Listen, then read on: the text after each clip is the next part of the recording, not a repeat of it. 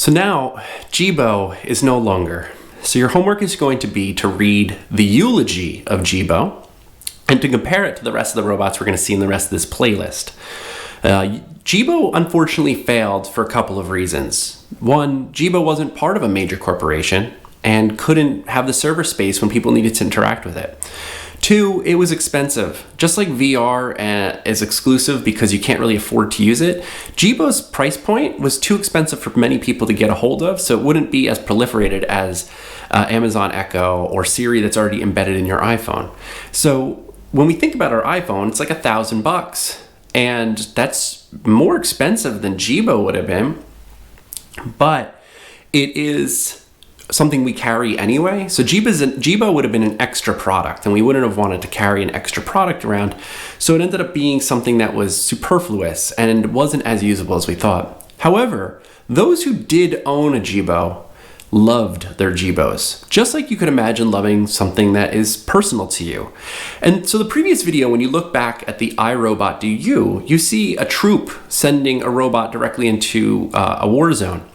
There was an article a long time ago about troops getting very upset to the point where they needed therapy because when their robots died, they lost something of themselves. They grew a very personal attachment to these robots, very similar to like the way you would grow a personal attachment to a dog or a service animal. That's how they thought of their robots. They gave them life. You give robots life. The robots may be alive, but they are as electric as everything else. But by giving them a personality, just like you might give your dog or pretend that your dog has some sort of, or your cat has some sort of personality, you're giving that to them.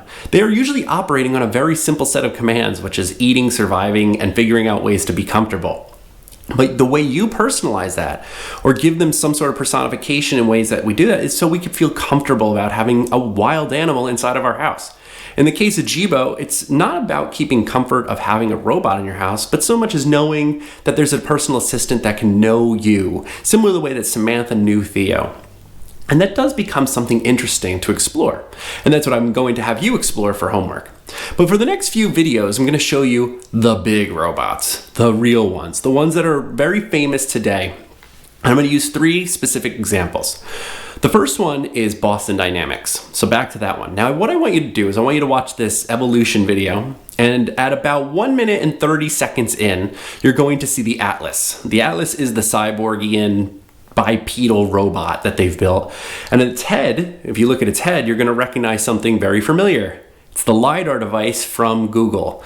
So when Google purchased Boston Dynamics, they did so as a collaboration to upgrade Boston Dynamics' robot arsenal. I'm not sure if that's the right word, however, that's what I'm using.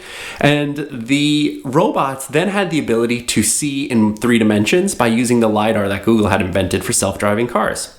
So the evolution video is kind of fascinating because you're going to see Boston Dynamics doesn't just have bipedal robots, it has what look like dogs, bulls, things. They're supposed to be what's known as payload robots. Payload robots means they climb directly into battle, they march directly through the woods, and they bring you supplies or potentially bring weapons. I don't know. There's no real cases that are public about what that means to us. However, those are the types of robots that you'll be seeing in more of a militarized space. And so Boston Dynamics really kind of owns the robots zone for like big militarized robots.